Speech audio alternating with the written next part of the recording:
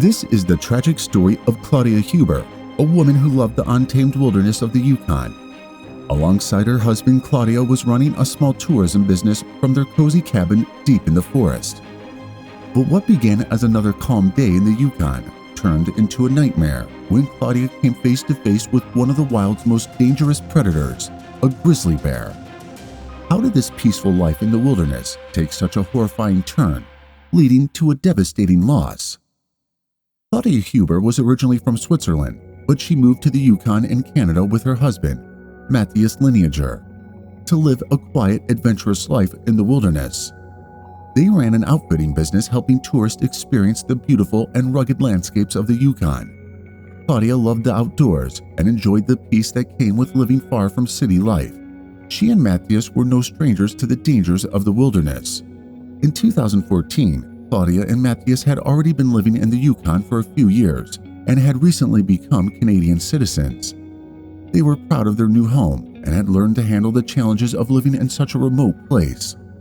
But one October day in 2014, something happened that no one could have expected. The Yukon is known for its vast, untouched wilderness, covering more than 480,000 square kilometers of forest, mountains, rivers, and lakes. It's a place where nature rules and wildlife roams freely. The population is sparse, with only a few small communities scattered throughout the region, making it a haven for people seeking solitude and adventure.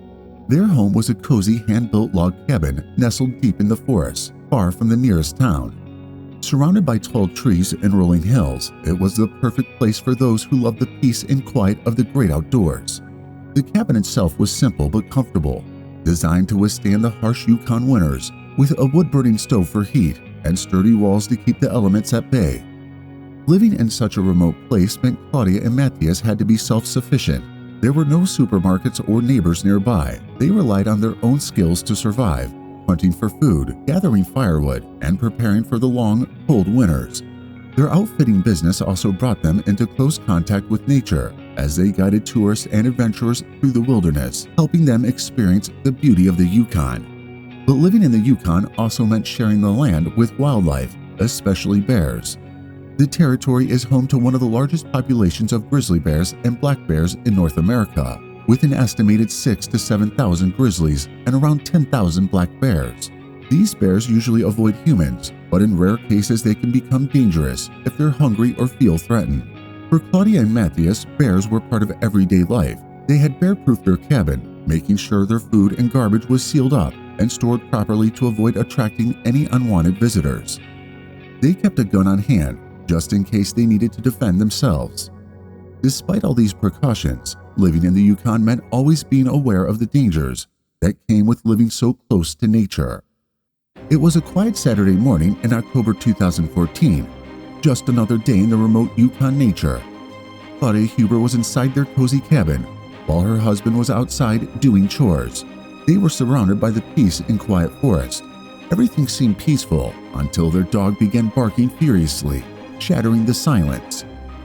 Claudia was startled by the dog's sudden outburst and decided to look into it. She approached the window, peering outside, and saw it, a massive grizzly bear, not far from their cabin. This was not a common sight for them. They had seen bears before, but never this close, and something about its behavior felt off. The bear was not just passing by, it was on a mission. The bear, driven by hunger as it prepared to hibernate, was looking for food and had its sights set on their cabin.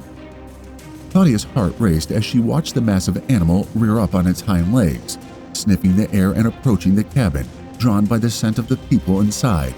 Claudia quickly stepped back from the window, her pulse quickening. She knew the bear was dangerous, and she could feel the tension building as it approached. Suddenly, the grizzly pressed its head against the glass, peeking inside.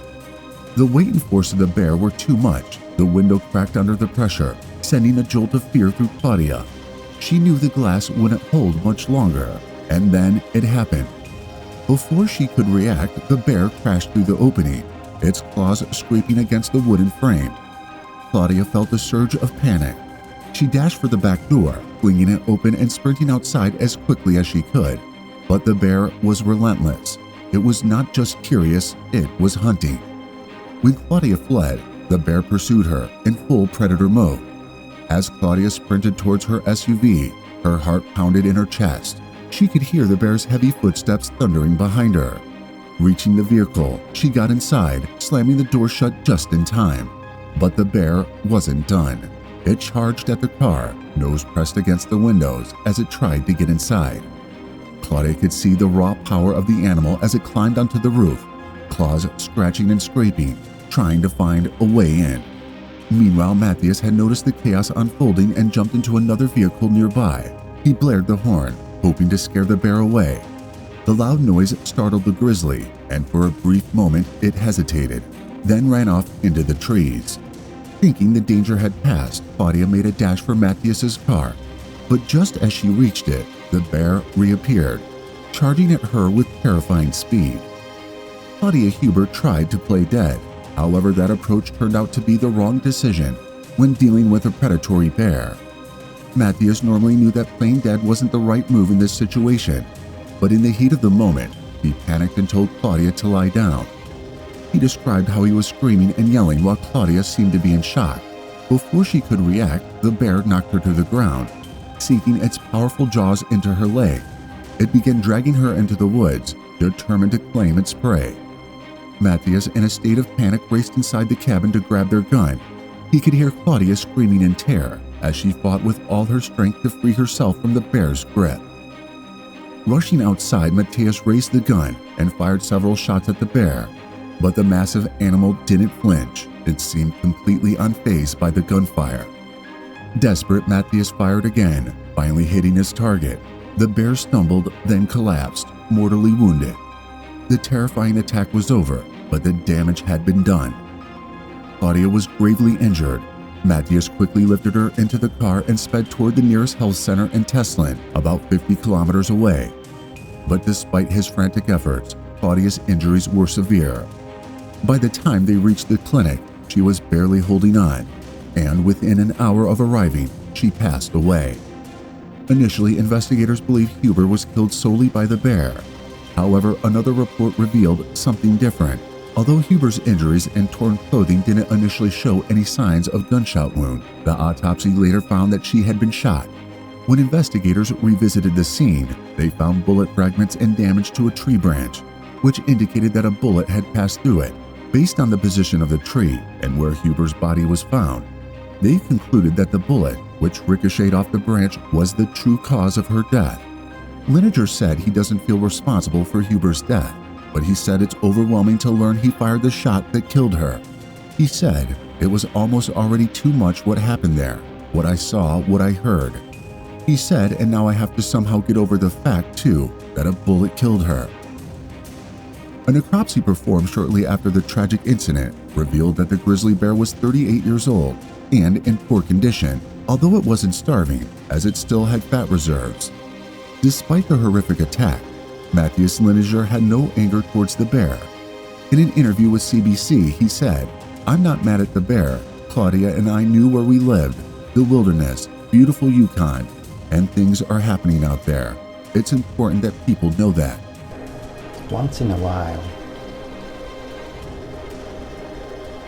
just look in each other's eyes and say, "I love you." Liniger acknowledged the risk of living in such a remote and wild area, but emphasized the beauty of their surroundings. Reflecting on that fateful day, Liniger admitted that the memory will always stay with him. This connection to the wilderness and to Claudia continues to shape his perspective on the incident and life moving forward. Thank you for watching. If you want to know more shocking animal attacks, simply click on the next video. Don't miss out. Hit the subscribe button for more terrifying stories. Until next time, stay safe.